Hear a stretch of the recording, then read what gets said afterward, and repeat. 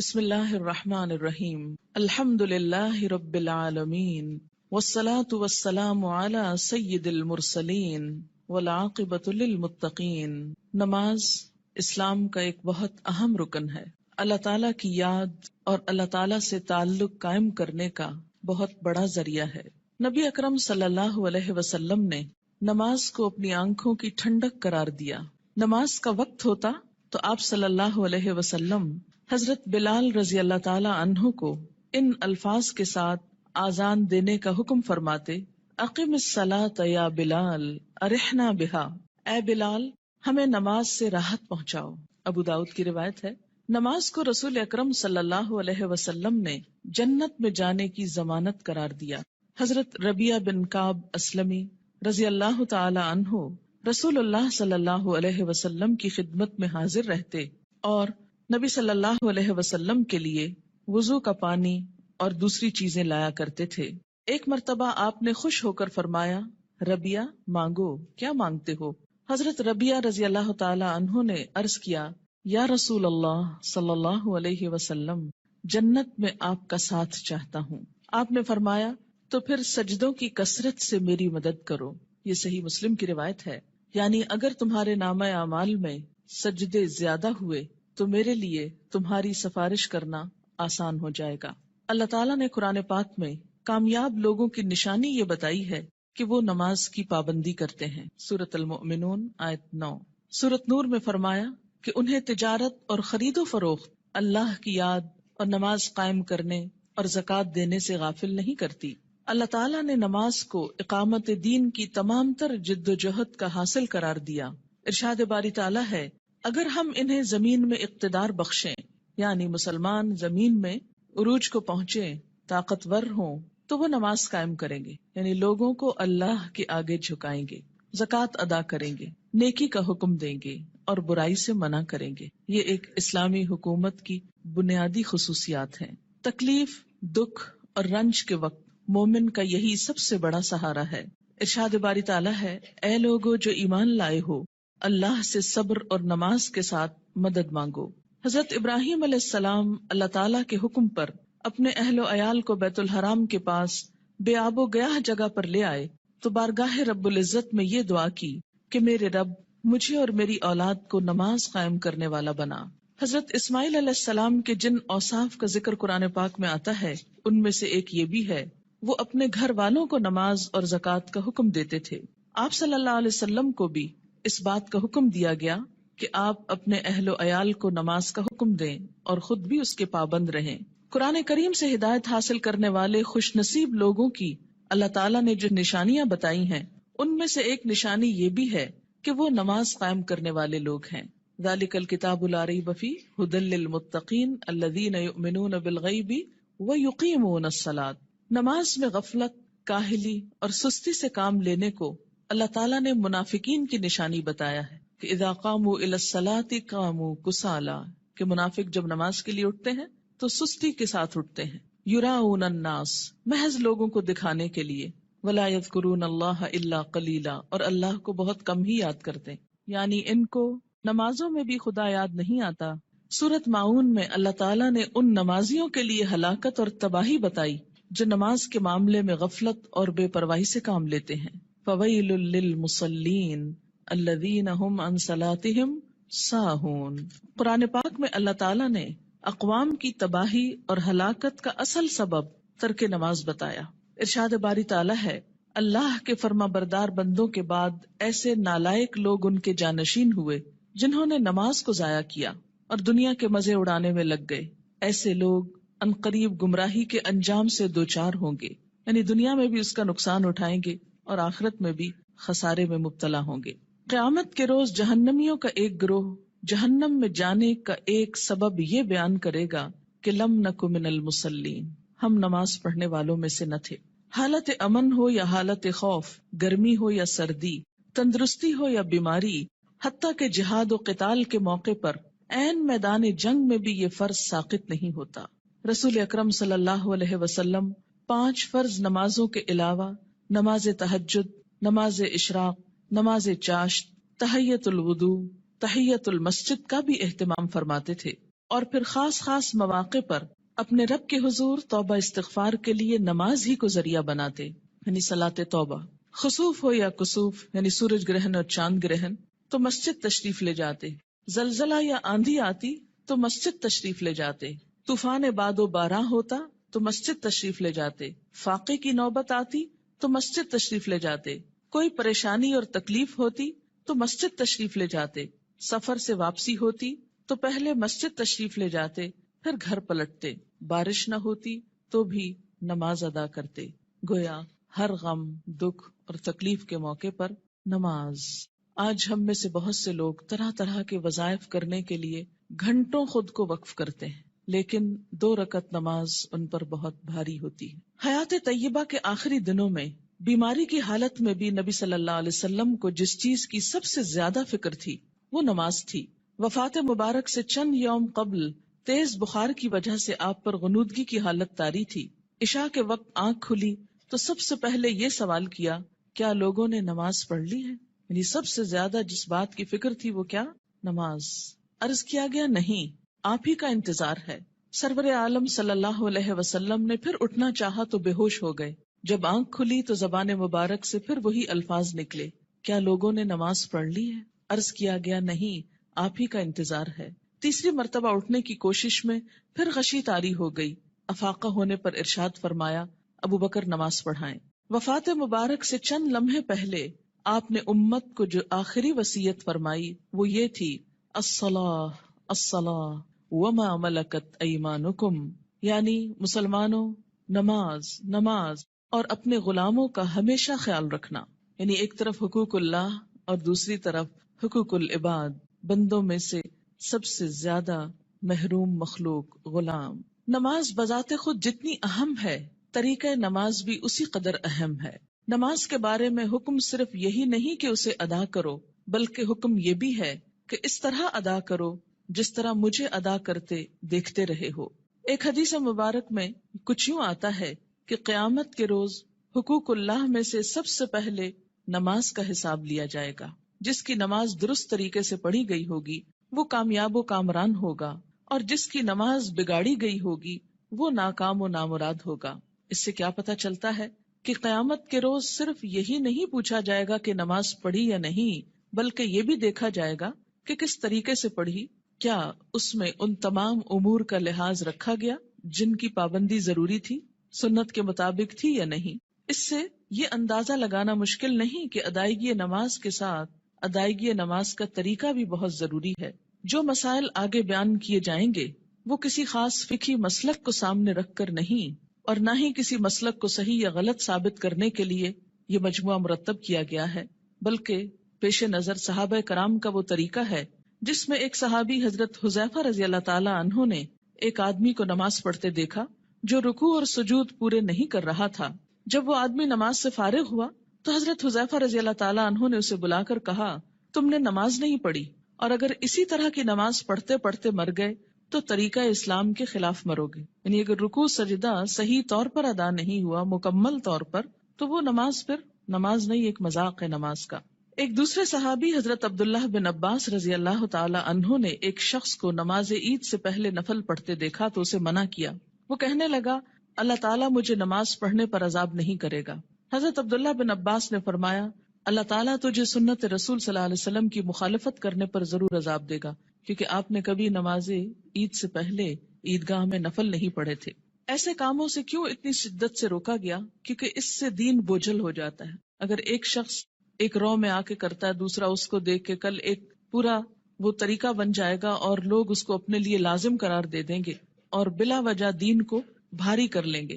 ایک اور صحابی حضرت عمارہ بن رویبہ رضی اللہ تعالی عنہ نے خطبہ جمعہ کے دوران حاکم وقت کو ممبر پر ہاتھ بلند کرتے دیکھا تو کہا، اللہ خراب کرے ان ہاتھوں کو، میں نے رسول اللہ صلی اللہ علیہ وسلم کو دیکھا ہے کہ اس سے زیادہ نہ کرتے تھے. یعنی جمعے کے خطبے کا بھی ایک خاص سٹائل ہونا چاہیے، اور اپنی انگشت شہادت سے اشارہ کیا کہ انگلی سے زیادہ آپ خطبے کے دوران ہاتھوں کو نہیں اٹھاتے تھے. آج آپ دیکھیے سنت کی جب مخالفت ہوتی ہے تو اس کا نتیجہ کیا نکلا ہے کہ لوگ دین سے ہی بھاگنا شروع ہو گئے، کیونکہ بتانے والوں کا انداز اور سٹائل اور بیٹھنا اور گفتگو کرنا یہ سب کچھ دین کے یا حق میں جاتا ہے یا خلاف جاتا ہے. سنت رسول صلی اللہ علیہ وسلم سے محبت کا یہی جذبہ ہم سب کا مذہب ہے، اور اسی جذبے کے تحت یہ احادیث پیش کی جا رہی ہیں۔ صحابہ کرام کے مذکورہ بالا طرز عمل سے یہ بھی معلوم ہوتا ہے کہ جن مسائل کو ہم فروعی، اختلافی اور غیر اہم سمجھتے ہوئے نظر انداز کر دیتے ہیں، صحابہ کرام کے نزدیک ان کی کتنی اہمیت تھی۔ حقیقت یہ ہے کہ جو شخص رسول اللہ صلی اللہ علیہ وسلم کے اس فرمان مبارک سے آگاہ ہے، من رغب عن سنتی فلیس منی، یعنی جس شخص نے میری سنت اختیار کرنے سے گریز کیا وہ مجھ سے نہیں، وہ کسی بھی سنت کو معمولی اور غیر اہم سمجھ کر نظر انداز کرنے کی جسارت نہیں کر سکتا۔ ہمارے ہاں یہ ٹرینڈ بہت عام ہو گیا ہے کہ جو تو قرآن میں لکھا ہے یا جو فرض کے درجے میں ہے وہ تو ہم کر لیں، اور سنت وہ تو معمولی چیز ہے، کوئی فرض تھوڑی ہے۔ اور ہم نے دیکھا ہے سعودی عرب میں لوگ ایسا نہیں کرتے اور فلاں ملک کے لوگ ایسا نہیں کرتے۔ تو یاد رکھیے کہ ہمارے لیے نہ سعودی عرب کے لوگ کوئی مثال ہیں اور نہ کسی اور ملک کے، ہمارے لیے تو مثال 1400 سال پیچھے جاتی ہے نبی اکرم صلی اللہ علیہ وسلم کی ذات میں۔ سب سے پہلے نماز کے لیے نیت کا درست ہونا ضروری ہے، کیونکہ نیت کے بغیر اگر کوئی شخص وہ تمام ایکشنز کرے جو نماز کے ہوتے ہیں تو اس کی نماز نہ ہوگی۔ کسی بھی عمل کے اجر و ثواب کا دار و مدار نیت پر ہے۔ حضرت عمر بن خطاب رضی اللہ تعالی عنہ کہتے ہیں، میں نے رسول اللہ صلی اللہ علیہ وسلم کو فرماتے ہوئے سنا کہ اعمال کا دار و مدار نیت پر ہے، ہر شخص کو وہی ملے گا جس کی اس نے نیت کی، لہٰذا جس نے دنیا حاصل کرنے کی نیت سے ہجرت کی اسے دنیا ہی ملے گی، جس نے کسی عورت سے نکاح کرنے کی غرض سے ہجرت کی اسے عورت ہی ملے گی، بس مہاجر کی ہجرت کا صلہ وہی ہے جس کے لیے اس نے ہجرت کی۔ یعنی ہجرت جیسا بڑا نیکی کا کام بھی زیادہ فائدہ مند نہیں اگر اللہ کے لیے نہ ہو۔ فتنہ دجال سے بھی بڑا فتنہ دکھاوے کی نماز ہے، دکھاوے کی نماز۔ عن ابی سعید رضی اللہ عنہ قال خرج علینا رسول اللہ صلی اللہ علیہ وسلم ونحن نتذاکر المسیح الدجال فقال الا اخبرکم بما هو اخوف علیکم عندی من المسیح الدجال فقلنا بلى یا رسول اللہ صلی اللہ علیہ وسلم قال الشرک الخفی ان يقوم الرجل فيصلي فيزيد صلاته لما يرى من نظر رجل رواہ ابن ماجہ۔ حضرت ابو سعید رضی اللہ عنہ کہتے ہیں کہ ہم مسیح دجال کا ذکر کر رہے تھے، اتنے میں رسول اللہ صلی اللہ علیہ وسلم تشریف لائے اور فرمایا، کیا میں تمہیں دجال کے فتنے سے زیادہ خطرناک بات سے آگاہ نہ کروں؟ ہم نے عرض کیا، ضرور یا رسول اللہ صلی اللہ علیہ وسلم۔ آپ نے فرمایا، شرک خفی یعنی خفیہ شرک جس کو پروناؤنس نہ کیا جائے لیکن وہ دل میں چھپاؤ، یہ دجال سے بھی زیادہ خطرناک ہے، اور وہ یہ ہے کہ ایک آدمی نماز کے لیے کھڑا ہو اور نماز کو اس لیے لمبا کرے کہ کوئی آدمی اسے دیکھ رہا ہے، یعنی تنہائی میں نماز پڑھے تو چھوٹی سی پڑھ لے، کل ہو اللہ پڑھ کے ختم کر دے، اور اگر لوگوں کے بیچ میں پڑھ رہا ہے، لوگوں کے ساتھ پڑھ رہا ہے تو صرف اس لیے لمبی کر دے کہ لوگ دیکھیں گے تو پھر ان کے نزدیک میں بہت نیک کہلاؤں گا۔ اسے شرک بھی کہا گیا، یعنی شرک خفی، اور اسے دجال کے فتنے سے زیادہ بدترین چیز قرار دیا گیا۔ اور یہ بندوں کو بھی دھوکہ دینا ہے اور اللہ کو بھی۔ منافقین کی ایک صفت ہم نے قرآن پاک میں پڑھی تھی کہ یخادعون اللہ والذین آمنوا، یعنی اپنے ساتھ والوں کو دھوکہ دینے کی بات ہے نا، کہ وہ سمجھیں گے کہ میں اتنا اچھا نمازی ہوں جبکہ ہوں نہیں، تنہائی میں پڑھوں تو کچھ اور پڑھتا ہوں۔ وما یخدعون الا انفسهم، ایسے لوگ محض اپنے آپ ہی کو دھوکہ دیتے ہیں۔ تو جیسی ہم اکیلے میں پڑھتے ہیں ویسی اگر سب کے سامنے پڑھ لیں گے تو کوئی ہم کو نہیں مارے گا، ہو سکتا ہے کوئی نوٹس بھی نہ کر رہا ہو ہم کیا کر رہے ہیں، کسی کو اتنی فرصت کہاں کہ وہ سب اپنے کام چھوڑ کے صرف یہ دیکھے کہ اس کی نماز کتنی لمبی اور چھوٹی۔ یہ محض شیطان کا خیال ہوتا ہے جو ہمارے نیک عمل کو بھی برباد کر دیتا ہے۔ دکھاوے کی نماز شرک ہے۔ ان شداد ابن اوس رضی اللہ عنہ قال سمعت رسول اللہ صلی اللہ علیہ وسلم یقول من صلی یرائی فقد اشرک ومن صام یرائی فقد اشرک ومن تصدق یرائی فقد اشرک، رواہ احمد۔ حضرت شداد بن اوس رضی اللہ عنہ کہتے ہیں، میں نے رسول اللہ صلی اللہ علیہ وسلم کو فرماتے ہوئے سنا ہے، جس نے دکھاوے کی نماز پڑھی اس نے شرک کیا، جس نے دکھاوے کا روزہ رکھا اس نے شرک کیا، جس نے دکھاوے کا صدقہ کیا اس نے شرک کیا۔ اسے احمد نے روایت کیا ہے۔ نماز کی فرضیت۔ نماز اسلام کا دوسرا اہم رکن ہے۔ ان ابن عمر رضی اللہ عنہما قال قال رسول اللہ صلی اللہ علیہ وسلم بنی الاسلام علی خمس شہادت ان لا الہ الا اللہ وأن محمدًا رسول الله وإقام الصلاة وإيتاء الزكاة والحج وصوم رمضان رواہ البخاری۔ حضرت عبداللہ بن عمر رضی اللہ عنہ کہتے ہیں کہ رسول اللہ صلی اللہ علیہ وسلم نے فرمایا، اسلام کی بنیاد 5 چیزوں پر رکھی گئی ہے، اس بات کی شہادت، گواہی کہ اللہ کے سوا کوئی الہ نہیں اور محمد صلی اللہ علیہ وسلم اللہ کے رسول ہیں۔ نمبر 2، نماز قائم کرنا۔ نمبر 3، زکوٰۃ ادا کرنا۔ نمبر 4، حج کرنا۔ نمبر 5، رمضان کے روزے رکھنا۔ اسے بخاری نے روایت کیا ہے۔ ہجرت سے قبل 2 رکعت اور ہجرت کے بعد 4 رکعت نماز فرض ہوئی۔ یعنی نماز کی فرضیت کیسے ہوئی؟ مکہ میں کیسے تھی؟ ہجرت سے قبل 2 فرض اور بعد میں 4 ہو گئے اور فجر 2 ہی رہی۔ عن عائشہ رضی اللہ عنہا قالت فرض اللہ الصلاة حين فرضها ركعتين في الحضر والسفر فأقرت صلاة السفر وزيد في صلاة الحضر متفق علیہ۔ حضرت عائشہ رضی اللہ تعالی عنہا فرماتی ہیں، جب معراج کی رات اللہ تعالیٰ نے نماز فرض کی تو حضر و سفر، حضر کہتے ہیں حاضر ہونا، گھر میں رہنا، دونوں کے لیے 2 رکعت نماز فرض کی، بعد میں سفر کی نماز 2 رکعت برقرار رکھی گئی اور حضر کی نماز میں اضافہ کر دیا گیا۔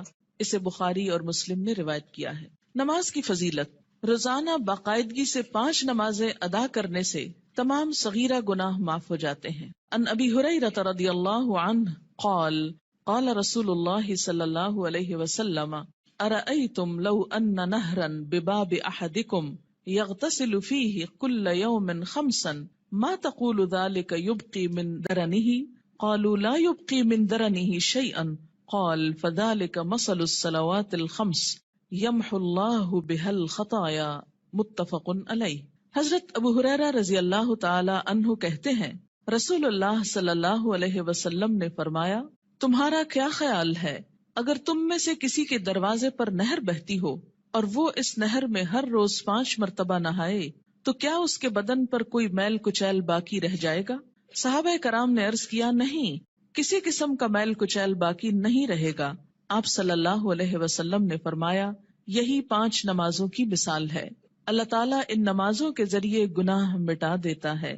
اسے بخاری اور مسلم نے روایت کیا ہے۔ یاد رکھیے کہ کچھ گناہ ایسے ہوتے ہیں کہ جن کو نیکیاں مٹاتی چلی جاتی ہیں۔ ان الحسنات یذہبن السیئات، اس میں کیا چیز آتی ہے؟ مثلاً آپ کے ہاتھوں کو ڈسٹ اور چھوٹی موٹی گندگی لگ جاتی ہے کام کرتے ہوئے، جب آپ پانی سے دھوتے ہیں تو وہ ڈسٹ خود بخود بہہ جاتی۔ کچھ چکنائی وغیرہ کے داغ ایسے ہوتے ہیں کہ جو صرف پانی سے نہیں دھلتے، اس کے لیے آپ کو صابن استعمال کرنا پڑتا ہے۔ کچھ داغ ایسے ہوتے ہیں پینٹ وغیرہ کے کہ جو صرف پانی اور صابن سے نہیں دھلتے، ان کے لیے آپ کو مخصوص قسم کا سولوشن استعمال کرنا ہوتا ہے جو ان دھبوں کو دور کر دے۔ اسی طرح روحانی نجاستیں اور گناہ، ان کی بھی کچھ قسمیں ایسی ہیں کہ جو خود بخود نیکیوں سے مٹتی چلی جاتی ہیں، کچھ کے لیے عبادات کفارے کا ذریعہ بنتی ہیں، لیکن کچھ گناہ ایسے ہیں کہ جن کے داغ بہت سخت ہیں اور ان کے لیے خصوصی عمل توبہ استغفار، ان گناہوں کا کفارہ اور مداوع ضروری ہوتا ہے۔ جب تک ان پہ مثلاً حد جاری نہ ہو جائے یا کفارہ نہ دے دیا جائے یا بطور خاص اس کی توبہ اور اصلاح نہ کر لی جائے تو وہ گناہ معاف نہیں ہوتے۔ تو اسی لیے اس حدیث کا یہ جو معنی کیا گیا ہے یمحو اللہ بہا الخطایا، تو خطایا سے مراد کیا ہے؟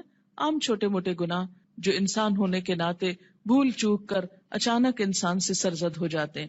آپ منہ سے کچھ کہنے چلے تھے، کچھ اور کہہ بیٹھے، آپ کی نیت نہیں تھی، ارادہ نہیں تھا، اچانک ہی کچھ ہو گیا، پھر احساس ہوتا ہے، پھر آپ دوبارہ اس کی اصلاح کرتے ہیں، لیکن بسا اوقات وہ بھی بھول جاتے ہیں۔ تو ایسے میں کیا ہے کہ جو چیزیں انجانے میں نہ چاہتے ہوئے انسان سے ہو جائیں تو اللہ تعالیٰ انسان کے گناہوں کو مختلف عبادات کے ذریعے دھوتا رہتا ہے۔ نماز گناہوں کی آگ کو ٹھنڈا کرتی ہے۔ ان انس بن مالک رضی اللہ عنہ قال قال رسول اللہ صلی اللہ علیہ وسلم ان للہ ملکا ینادی عند کل صلاة یا بنی آدم قوموا الی نیرانکم التی اوقدتموها فاطفئوها رواہ الطبرانی فی الاوسط۔ حضرت انس بن مالک رضی اللہ تعالی عنہ کہتے ہیں، رسول اللہ صلی اللہ علیہ وسلم نے فرمایا، ہر نماز کے وقت اللہ تعالیٰ کا مقرر کردہ فرشتہ پکارتا ہے، لوگو اٹھو اس آگ کو بجھانے کے لیے جسے تم نے اپنے گناہوں سے جلایا ہے. یعنی انسان کے گناہ انسان کے لیے جہنم کی آگ تیار کرتے ہیں، لیکن جب انسان نماز پڑھتا ہے آگ بجھ جاتی. 5 نمازیں باقاعدگی سے ادا کرنے والا قیامت کے دن صدیقین اور شہداء کے ساتھ ہوگا. ان عمر ابن مرۃ الجہنی رضی اللہ عنہ قال جاء رجل الى النبی صلی اللہ علیہ وسلم فقال یا رسول اللہ ارأیت ان شہدت ان لا الہ الا اللہ وانک رسول اللہ وصلیت الصلوات الخمس وادیت الزکاة وصمت رمضان وقمته فممن انا قال من الصدیقین والشہداء رواہ ابن حبان. حضرت عمر بن مرہ جہنی رضی اللہ تعالی عنہ کہتے ہیں کہ ایک آدمی نبی اکرم صلی اللہ علیہ وسلم کی خدمت میں حاضر ہوا اور عرض کیا یا رسول اللہ بتائیے اگر میں گواہی دوں کہ اللہ کے سوا کوئی الہ نہیں، آپ اللہ کے رسول ہیں، اور 5 نمازیں ادا کروں، زکوٰۃ دوں، رمضان کے روزے رکھوں اور رمضان میں قیام بھی کروں یعنی تراویح بھی پڑھوں، تو میرا شمار کن لوگوں میں ہوگا؟ آپ صلی اللہ علیہ وسلم نے ارشاد فرمایا صدیقین اور شہداء میں. اسے ابن حبان نے روایت کیا ہے. یعنی فرائض کا پورا کرنے والا بلند درجے رکھتا ہے، الا یہ کہ وہ بندوں کے حقوق میں ایسی کمی کرے کہ جس سے اس کے فرائض کا اجر بھی ختم ہو جائے. رات کی تاریکی میں مسجد میں آنے والے نمازیوں کے لیے قیامت کے دن مکمل نور کی خوشخبری ہے. ان بریدہ رضی اللہ عنہ ان النبی صلی اللہ علیہ وسلم قال بشر المشائین فی الظلم الى المساجد بالنور التام یوم القیامہ رواہ ابو داود والترمذی. حضرت بریدہ رضی اللہ تعالی عنہ روایت کرتے ہیں کہ نبی اکرم صلی اللہ علیہ وسلم نے فرمایا اندھیرے میں مسجدوں کی طرف چل کر جانے والوں کو قیامت کے دن مکمل روشنی کی خوشخبری دے دو. یہ تو آپ سب جانتے ہیں نا کہ حشر کے میدان میں بہت اندھیرا ہوگا، لیکن کچھ لوگوں کے پاس نور ہوگا، کچھ کے پاس ہوگا پھر چھین لیا جائے گا منافقوں سے. اور یہ نور کون سا نور ہوگا؟ انسان کے اپنے اعمال کا. اور اس نور کو بڑھانے والی چیز نماز ہے، اور خصوصاً رات کے اندھیرے میں مسجد جانے والوں کے لیے خوشخبری ہے. عورتوں کے لیے گھر میں ہی یہ نماز پڑھنے کا اجر ہے، اور اگر وہ مسجد نہیں بھی جا پاتی تو انشاءاللہ پابندی سے نماز ادا کرنے کی صورت میں وہ اس اجر سے محروم نہیں رہیں گی. نور کی وہ دعا بھی سکھائی گئی نا کہ ربنا اتمم لنا نورنا، اللہ ہمارا نور ہم پہ مکمل کر دے. کہ حشر کے میدان میں یہ دعا مانگیں گے اہل ایمان اس پریشانی سے کہ کہیں ان کا نور ان سے چھین نہ لیا جائے. مسجد میں آنے والے نمازی اللہ کے ملاقاتی ہیں جن کی اللہ تعالیٰ عزت فرماتا ہے. وَأَن سلمان رضی اللہ عنہ ان النبی صلی اللہ علیہ وسلم قال من تودأ فی بیتہ فاحسن الوضوء ثم اتى المسجد فهو زائر الله وحق علی المزور ان یکرم الزائر رواہ الطبرانی. حضرت سلمان رضی اللہ تعالی عنہ سے روایت ہے کہ نبی اکرم صلی اللہ علیہ وسلم نے فرمایا جس نے اپنے گھر میں اچھی طرح وضو کیا اور پھر مسجد میں آیا وہ اللہ کا ملاقاتی ہے، اور میزبان کے لیے ضروری ہے کہ وہ اپنے ملاقاتی کی عزت کرے. قیامت کے دن ایسے لوگوں کو عزت کے ساتھ جنت میں رکھا جائے گا، عزت کا لباس پہنایا جائے گا اور عزت کا مقام دیا جائے گا. وَلَهُمْ أَجْرٌ کریم کی جو بات آتی ہے، کریم عزت والا. نماز کی اہمیت. بے نماز کا انجام قارون، فرعون، حامان اور ابی ابن خلف کے ساتھ ہوگا. ان عبداللہ ابن عمرو ابن العاص رضی اللہ عنہما ان النبی صلی اللہ علیہ وسلم انه ذکر الصلاة یوما فقال من حافظ علیہا كانت له نورا وبرهانا ونجاة يوم القيامة ومن لم يحافظ عليها لم يكن له نورا ولا برهانا ولا نجاة وكان يوم القيامة مع قارون وهامان وفرعون وأبي بن خلف رواه ابن حبان. حضرت عبداللہ بن عمرو بن العاص رضی اللہ تعالی عنہ کہتے ہیں کہ نبی اکرم صلی اللہ علیہ وسلم نے ایک دن نماز کا ذکر کرتے ہوئے فرمایا جس شخص نے نماز کی حفاظت کی اس کے لیے نماز قیامت کے روز نور، برہان اور نجات کا سبب ہوگی، اور جس نے نماز کی حفاظت نہ کی اس کے لیے نہ نور ہوگا، نہ برہان، نہ نجات. نیز قیامت کے روز اس کا انجام قارون، فرعون، حامان اور ابی ابن خلف کے ساتھ ہوگا. اسے ابن حبان نے روایت کیا ہے. یہاں پر نماز کی حفاظت کا ذکر ہے، پابندی وقت بھی مراد ہے، رکوع اور سجود وغیرہ کی حفاظت بھی، اپنے دل اور خیالات کی حفاظت بھی، طہارت کی حفاظت بھی، تو ایسی نماز پڑھنے والے کی اللہ تعالیٰ بھی حفاظت فرمائیں گے، اور قیامت کے دن اس کے لیے یہ نماز سراسر فائدے کا سبب ہوگی۔ اور اگر نہیں تو ایسا شخص فرعون، قارون، جو مال کی محبت میں گرفتار تھا، کیونکہ عموماً انسان نمازوں کی پرواہ کیوں نہیں کرتا؟ مال کی محبت میں گرفتار ہو کر۔ فرعون حکومت اور جاہ و مال کی وجہ سے، تکبر کی وجہ سے، حامان جو اس کا مشیر تھا، جو فرعون کی خوشنودی حاصل کرنے کے لیے اسی کے دین پر تھا اور اسی کا مددگار اور وزیر تھا۔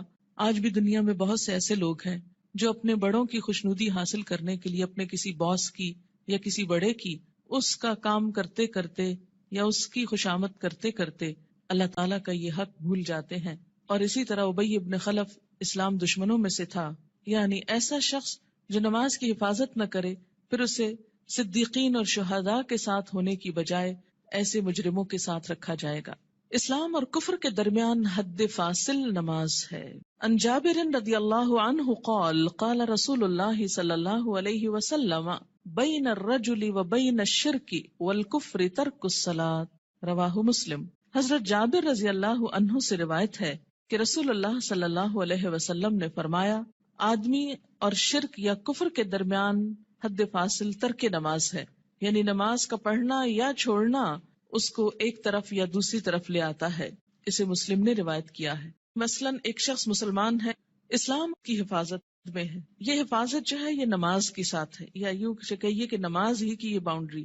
جب کوئی شخص نماز نہیں پڑھتا، اس عہد کو توڑتا ہے تو وہ کٹ جاتی ہے ڈور جس سے وہ محفوظ تھا، اور اس کے بعد وہ اسلام کی حدوں سے نکل کر کفر کے قریب ہو جاتا ہے یا اس میں داخل ہو جاتا ہے۔ 10 برس کی عمر میں اگر بچہ نماز کا عادی نہ بنے تو اسے مار کر نماز پڑھوانی چاہیے، یعنی سختی کی جا سکتی ہے۔ عن عمرو بن شعیب عن ابیہ عن جدہ رضی اللہ عنہما قال قال رسول اللہ صلی اللہ علیہ وسلم مروا اولادکم بالصلاۃ وهم ابناء 7 سنین واضربوهم علیہا وهم ابناء 10 سنین وفرقوا بینہم فی المضاجع، رواہ ابو داود۔ حضرت عمر اپنے باپ شعیب سے اور شعیب اپنے دادا عبداللہ بن عمرو بن عاص سے روایت کرتے ہیں کہ رسول اللہ صلی اللہ علیہ وسلم نے فرمایا، جب تمہارے بچے 7 برس کے ہو جائیں تو انہیں نماز پڑھنے کا حکم دو، جب 10 برس کے ہو جائیں اور نماز باقاعدگی سے نہ پڑھیں تو نماز پڑھانے کے لیے انہیں مارو، نیز 10 برس کی عمر کے بچوں کو علیحدہ علیحدہ بستروں پر سلاؤ۔ اسے ابو داؤد نے روایت کیا ہے۔ 10 سال کی عمر تک بچے کی عادتیں پختہ ہو جاتی، اگر اس عمر میں والدین کچھ محنت کر لیں، تکلیف کر لیں، تو باقی زندگی میں پھر آسانی ہو جائے گی، کیونکہ والدین سے پوچھا جائے گا بچوں کی تربیت کے بارے میں۔ قرآن پاک میں اللہ تعالیٰ فرماتے ہیں، یا ایھا الذین آمنوا قوا انفسکم واہلیکم نارا، اے لوگو جو ایمان لائے ہو، بچاؤ اپنے آپ کو اور اپنے اہل و عیال کو آگ سے۔ ہم سمجھتے ہیں ایمان اور آگ، ہم نے تو کلمہ پڑھ لیا، ہمیں آگ کیوں چھوئے گی؟ اللہ تعالیٰ ایمان والوں ہی سے فرما رہے ہیں کہ اپنے آپ کو اور اپنے بچوں کو، بیوی کو، گھر والوں کو، اہل و عیال کو آگ سے بچاؤ، یعنی ان کی اسلامی خطوط پر تربیت کرو تاکہ وہ اللہ کے بندے بن کر زندگی بسر کر سکیں۔ اگر کوئی شخص اس سلسلے میں کوتاہی کرتا ہے تو اس سے پوچھ ہوگی۔ بہرحال یہاں 7 برس کی عمر سے نماز کی ابتدا کا حکم ہے، اس سے پہلے بچوں کو تکلیف نہیں دینی چاہیے۔ اگر خود شوق سے کچھ کرتے ہیں، مثلاً ماں نماز پڑھی، ساتھ آ کے سجدے کرتے ہیں، بیٹھ جاتے ہیں، تو ٹھیک ہے، لیکن 7 سال سے پہلے انہیں تکلیف نہیں دینی چاہیے۔ اس میں ضرور کوئی حکمت ہوگی کہ 7 سال ہی، کیونکہ اس وقت تک بچہ اپنے کام بہت سے خود کرنے کا عادی ہو جاتا ہے، اہل ہو جاتا ہے۔ 7 سال کے کم عمر بچے کو مثلاً 6 سال میں آپ کو ہاتھ بھی دھلانے ہیں، آپ کو منہ بھی دھلانا ہے، تو ماؤں کے لیے ایک بہت تکلیف ہو جاتی۔ لیکن عام طور پر 7 سال کا بچہ اپنے یہ کام خود کو واش کر سکتا ہے، خود کو صاف کر سکتا ہے، نہا سکتا ہے، وضو کر سکتا ہے، تو 7 سال کی عمر میں ابتدا کی جائے اور 3 سال تک نرمی سے اسے نماز کا عادی بنایا جائے۔ جب 10 سال کا ہو جائے تو پابندی شروع کرا دی جائے، اور اب اگر پابندی نہ کرے تو سختی کی جائے۔ لیکن انشاءاللہ جو 7 سال سے ابتدا کرا دے گا اس کو 10 سال میں سختی کی ضرورت نہیں رہے گی، اور اس میں آپ پھر تدریج سے کام لے سکتے ہیں۔ مثلا میں نے اپنے بچوں کے ساتھ یہ کیا کہ ان کو جو 7ویں سال کی جو برتھ ڈے آپ سیلیبریٹ کرتے ہیں تو کیک کھلانے کی بجائے بٹھا کے یہ بتایا کہ نماز کتنی امپورٹنٹ ہے، اور آج سے تم 7 سال کے ہو گئے ہو اور ہم سب مل کر مغرب کی نماز پڑھیں گے. میں نے یہ نہیں کہا کہ تم پڑھو، بلکہ ہم پڑھیں گے. اور ساتھ کھڑے ہو کر وضو کروایا، ساتھ کھڑے ہو کر نماز پڑھائی. اس سے بچے کو کچھ بھی مشکل نہیں ہوئی. نماز سے پہلے وضو ایک مشکل کام ہوتا ہے، جو وہ مرحلہ پار کر جائے اس کے لیے اگلا مرحلہ آسان ہو جاتا ہے. تو مائیں اگر وضو کرتے وقت تھوڑا سا وقت 5-7 منٹ لگائیں اور ساتھ وضو کرائیں، اس سے وضو کی بھی اصلاح ہوگی انشاءاللہ، کہ دیکھا جائے گا کہ وہ اپنے کپڑے تو نہیں بھگو رہے یا باتھ روم تو نہیں بھگو رہے. کیونکہ بہت دفعہ دیکھنے میں آتا ہے اب تک کہ بچے تو کیا، بڑے بڑے میچور لوگ جب کسی واش روم سے نکلتے ہیں تو سارا واش روم یوں لگتا ہے جیسے کوئی نہا کے نکلا ہو یہاں سے. کبھی سمجھ نہیں آئی کہ اس قدر پانی گرانے کی، کہ جو سنک سے باہر زمین پر بھی پورا پھیل جائے اور کپڑے بھی اور سب کچھ گندا کرے، اس کی آخر کیا وجہ ہے اور اس کی ضرورت کیا ہے. جب ہم وضو کرتے ہیں تو نہاتے تو نہیں ہیں، لیکن منظر باتھ روم میں نہانے کا ہی نظر آتا ہے. خیر، اب دیکھیں کہ بچوں کو جب وضو کرائیں تو اس وقت بھی انہیں بتائیں کہ پانی بہت نہیں استعمال کرنا اور کس طریقے سے وہ کریں گے. انشاءاللہ اس کا طریقہ آگے پورا آئے گا، آپ اپنا سب چیک کر لیجئے، بچوں کا بھی کر لیجئے. پھر اس کے بعد یہ کہ ساتھ کھڑا کر کے نماز پڑھیں، کیونکہ تنہا نماز پڑھنے میں کوتاہی ہوتی ہے، مشکل لگتی ہے. جب ساتھ ماں ہوتی ہے تو بچے کو بہت ڈھارس ہوتی اور آسانی سے نماز پڑھ لیتا ہے. 1 آدھ مہینہ آپ صرف ایک ہی نماز پڑھائیں، پھر اس کے بعد عصر کی ساتھ شروع کر لیں، پھر ظہر کی کر لیں. ظہر میں اگر صرف فرض بھی پڑھ لیں تو کافی ہیں. پھر اسی طرح عشاء پر لے آئیں، پھر فجر پر. 10 سال کی عمر تک اگر وہ اپنی مرضی سے فجر اٹھ کے پڑھ لیتے ہیں تو کوئی بات نہیں، لیکن 10 سال کے بعد پھر فجر سورج نکلنے سے پہلے، اور پھر آہستہ آہستہ سنت کی رغبت بھی. فجر کی تو سنت خیر پڑھی ہی جائے گی، لیکن باقی نمازوں میں آہستہ آہستہ رغبت، حتیٰ کہ جب بالغ ہوں، 12 سال 13 14 مختلف بچوں کی مختلف بلوغت کی عمر ہوتی ہے، تو اس وقت پھر ان کو دین کی ایسی باتیں ساتھ پڑھائیں کہ جس سے ان کے دل میں سنت پڑھنے کی، نفل پڑھنے کی محبت پیدا ہو جائے اور وہ نماز سے بھاگے نہیں بلکہ نماز سے محبت کرے، ایسی ہی جیسے اللہ کے رسول صلی اللہ علیہ وسلم فرماتے تھے، اٹھو بلال، نماز قائم کرو اور ہمیں راحت پہنچاؤ. کہ نماز ایک خوشی کی خبر بن جائے، نہ کہ ایک پریشانی کی. اور اس میں تھوڑی سی محنت کی ضرورت ہے. اگر کوئی بچہ محنت کے باوجود، کوشش کے باوجود نہ پڑھنے کی طرف آئے تو پھر خصوصی طور پر دعا مانگے. نفل حاجت کے پڑھ کر خصوصی دعا بچے کے لیے مانگے کہ اللہ تعالیٰ اس کے لیے یہ کام آسان کر دے اور اس کے دل میں یہ محبت پیدا کر دے. آپ دیکھیں کہ اگر آپ بچوں کو نماز کا عادی کر دیں گے تو آپ کو کتنا فائدہ ہے کہ ہر نماز میں جب وہ پڑھیں گے ربنا اغفر لی ولوالدی، یعنی ہر نماز کے اندر وہ آپ کے لیے دعائیں کریں گے. ربنا اغفر لی ولوالدی، اللہ مجھ کو معاف کر دے اور میرے والدین کو کر دے. مفت کی دعائیں ملتی جائیں گی ساری زندگی. دنیا سے چلے بھی جائیں تو پیچھے سے بچے دعائیں کریں گے، ورنہ الگ سے کس کو یاد رہتا ہے کہ وہ دعا کرے. اور ایسے ہی بچے پھر ماں باپ کے لیے صدقہ جاریہ ہو جاتے ہیں. صرف نماز عصر کا فوت ہونا ایسا ہے جیسے کسی کا مال اور اہل و عیال لٹ جائے. عن ابن عمر رضی اللہ عنہما قال قال رسول اللہ صلی اللہ علیہ وسلم الذي تفوته صلاة العصر فكأنما وتر أهله وماله متفق علیہ. حضرت عبداللہ بن عمر سے روایت ہے، رسول اللہ صلی اللہ علیہ وسلم نے فرمایا، جس شخص کی نماز عصر فوت ہو جائے اس کی حالت اس شخص کی طرح ہے جس کا اہل و عیال اور مال و اسباب ہلاک ہو گیا ہو. صرف نماز عصر قضا کرنا ایسا ہے گویا کسی کا گھر گر جائے، بال بچے سب مر جائیں اس میں اور پورا مال بھی تباہ ہو جائے، یا گھر والوں سمیت گھر کو آگ لگ جائے اور ہر چیز راکھ ہو جائے. ایسا حادثہ اگر کہیں ہو جائے تو انسان دنوں یاد رکھتا ہے، لیکن نماز قضا کر کے کتنا دکھ اور تکلیف ہم محسوس کرتے ہیں وہ ہم سب اپنے دلوں سے پوچھ سکتے ہیں. یہ نقصان دنیا میں نظر نہیں آتا اس لیے دکھ بھی نہیں ہوتا، آخرت کے دن یہ نقصان نظر آئے گا اور تلافی کی کوئی صورت نہ ہوگی، کوئی موقع نہ ہوگا.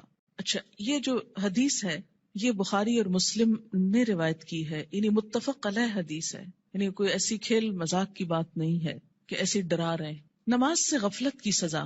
حضرت سمرہ بن جندب رضی اللہ تعالی عنہ روایت کرتے ہیں کہ حضور صلی اللہ علیہ وسلم اپنے اصحاب سے پوچھا کرتے، کیا تم میں سے کسی نے کوئی خواب دیکھا ہے؟ سمرہ کہتے ہیں پھر اللہ تعالیٰ جس کے لیے چاہتا وہ اپنا خواب بیان کرتا، یعنی اللہ کے اذن سے لوگ اپنا خواب بیان کرتے. ایک دن صبح کے وقت ایسا ہوا، حضرت صلی اللہ علیہ وسلم نے فرمایا، گزشتہ رات کو میرے پاس 2 فرشتے آئے، جبرائیل اور میکائیل علیہم السلام. دونوں نے مجھ کو اٹھایا اور کہنے لگے چلو. میں ان کے ساتھ چلا. ایک آدمی کے پاس پہنچے جو کروٹ پر لیٹا ہے، یعنی پہلو پہ لیٹا ہوا ہے، اور دوسرا شخص جو ایک فرشتہ ہے پتھر لیے ہوئے اس کے سر پہ کھڑا ہے. وہ کیا کرتا ہے؟ جھک کر پتھر سے اس کا سر کچل ڈالتا ہے. یعنی کھڑا آدمی جھک کر پتھر سے سر کچلتا ہے اور پتھر ڈھلک کر ادھر آ جاتا ہے. یعنی جب وہ پھینکتا ہے سر کچل کر پتھر دوسری طرف چلا جاتا ہے. وہ شخص پتھر کو سنبھالنے کے لیے جاتا ہے، دوسری طرف جا کے پتھر اٹھاتا ہے، اور جب پتھر لے کر آتا ہے تو اس لیٹے ہوئے شخص کا سر جڑ کر جیسے پہلے تھا ویسے ہی ہو چکا ہوتا ہے. پھر وہ پتھر مار کر اس کا سر کچلتا ہے. ایسا ہی پھر برابر ہوتا رہتا ہے کہ مارا جاتا ہے، سر کچلا جاتا ہے، جب تک پتھر کو دوبارہ اٹھایا جاتا ہے سر پھر درست ہو جاتا ہے، پھر مارا جاتا ہے. یہ بار بار سر کا درست ہونا اور بار بار مارا جانا یہ دراصل عذاب کی شدت کی طرف اشارہ ہے. میں نے کہا کس نے؟ نبی صلی اللہ علیہ وسلم نے ان فرشتوں سے پوچھا سبحان اللہ، یہ دونوں کون ہیں؟ انہوں نے کہا چلو، یعنی ابھی نہیں پوچھو. ہم پھر چل پڑے اور ایک شخص پر پہنچے جو سیدھا لیٹا ہوا ہے، چت لیٹا ہوا ہے، اور اس کے پاس ایک اور شخص لوہے کی سنی لیے ہوئے کھڑا ہے، یعنی لوہے کا ایک ہیمر سا. وہ کیا کرتا ہے؟ اس کے منہ کے ایک طرف جا کر اس کا گلپھڑا گدی تک پھاڑ ڈالتا ہے، یعنی منہ کے اندر سے، اور نتنے اور آنکھ کو بھی اسی طرح گدی تک چیر دیتا ہے، نتنے کو بھی، آنکھ کو بھی، منہ کو بھی. پھر منہ کی دوسری طرف جا کر بھی ایسا ہی کرتا ہے، اور جب ایک طرف کا چیرتا ہے تو دوسری طرف جا کر بھی ایسا ہی کرتا ہے، اور جب ایک طرف چیر چکا ہوتا ہے تو دوسری طرف بالکل درست ہو چکی، نہیں پہلے ایک طرف پھر دوسری طرف، اتنے میں پہلا درست ہو چکا ہوتا ہے، اور پھر وہ اسی طرح اس کو چیرتا ہے، پھر وہ درست ہو جاتا ہے. ایسا ہی برابر ہو رہا ہے. میں نے اپنے ساتھ والے فرشتوں سے پوچھا سبحان اللہ، یہ دونوں کون ہیں؟ انہوں نے کہا چلو چلو، یعنی ابھی آگے چلتے ہیں، ابھی نہ پوچھو.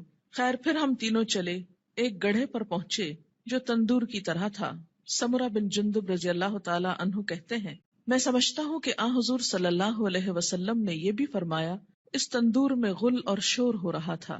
ہم نے جو جھانک کر دیکھا تو اس میں مرد اور عورتیں ہیں، لیکن سب ننگے، اور جب ان کے نیچے سے آگ کی لپٹ ان پر آتی ہے تو چلاتے ہیں. میں نے اپنے ساتھ والے فرشتوں سے پوچھا یہ کون لوگ ہیں؟ انہوں نے کہا چلو، یعنی ابھی آگے چلتے ہیں. خیر پھر ہم تینوں چلے اور ایک ندی پر پہنچے. سمرہ کہتے ہیں میں سمجھتا ہوں کہ حضرت صلی اللہ علیہ وسلم نے فرمایا اس کا پانی، ندی کا پانی خون کی طرح سرخ تھا، اور ایک شخص اس ندی میں تیر رہا تھا. ندی کے کنارے ایک اور شخص کھڑا تھا جس نے اپنے سامنے بہت سے پتھر اکٹھے کر رکھے تھے. یہ شخص جو ندی میں تیر رہا تھا تیرتے تیرتے اس کنارے والے شخص کے پاس آتا اور اپنا منہ کھول دیتا.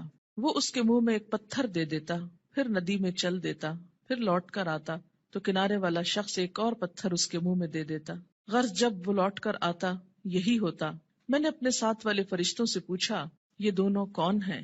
انہوں نے کہا چلو چلو چلو چلتے ہیں. خیر پھر ہم تینوں چلتے چلتے ایک نہایت بدصورت بد شکل مرد کے پاس پہنچے، بہت ہی بدصورت جو تم نے کبھی بھی دیکھا ہو. وہ کیا کر رہا تھا؟